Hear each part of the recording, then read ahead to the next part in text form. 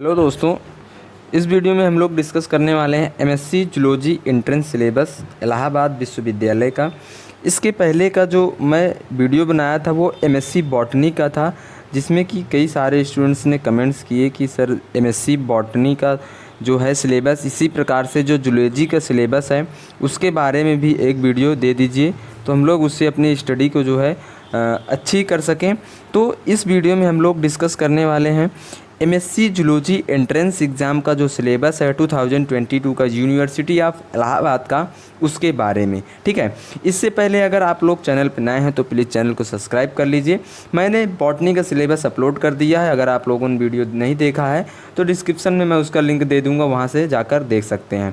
और एक चीज़ यहाँ पर आपको बताने वाला हूँ, बहुत सारे छात्र छात्राओं को अभी तक जो एमएससी के स्टूडेंट्स हैं उनको ये भी नहीं पता उनका पेपर पैटर्न क्या है। ठीक है, उनका पेपर पैटर्न क्या है, तो आप लोग क्या है कि मैंने इस पर भी एक वीडियो बनाया है, डिस्क्रिप्शन में उसका लिंक मिल जाएगा, आप वहां से जा कर के देख सकते हैं। ठीक है, तो चलिए दोस्तों देख लेते हैं।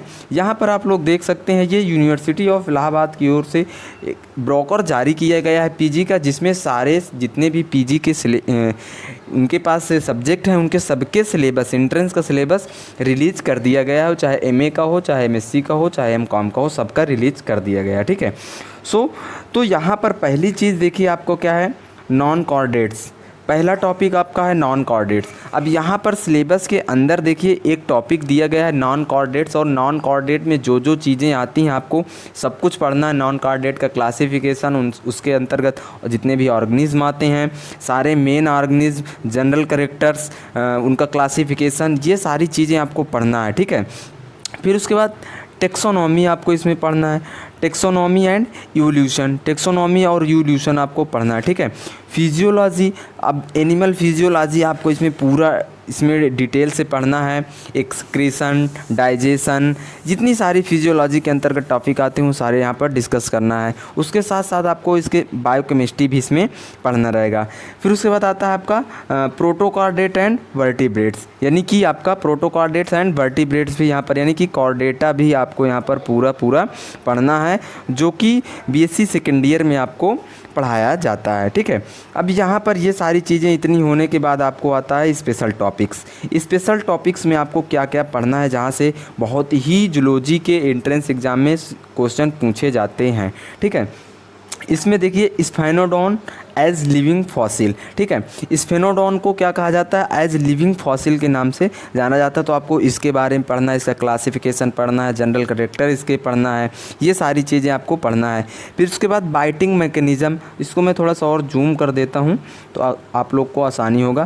फिर उसके बाद आता है आपका biting mechanism of poisonous snake. तो स्नेक का जो बाइटिंग मैकेनिज़्म है, जो कि आपको सेकेंड ईयर में पढ़ाया जाता है, स्पेशल टॉपिक्स में रखा गया है, वहाँ से आपको कवर करना है, यानी कि biting mechanism of poisonous snake. तो उसके बाद क्या, स्नेक वेनम एंड एंटीवेनिन, आपको स्नेक वेनम पढ़ना है, उसके जो पॉइजन्स होते हैं, उसके पॉइजन ग्लैंड, इसमें ये सारी चीज़ें आपको मिल जाएंगी, आप लोग वहाँ से पढ़ेंगे। तो उसके बाद फ्लाइट एडाप्टेशन ऑफ बर्ड, यानी कि बर्ड्स का जो एडाप्टेशन होता है, फ्लाइट एडाप्टेशन होता है, एक प्लेस से दूसरे प्लेस पर जाना। ठीक है, वो सारी चीज़ें यहाँ से आपको पढ़ना होगा।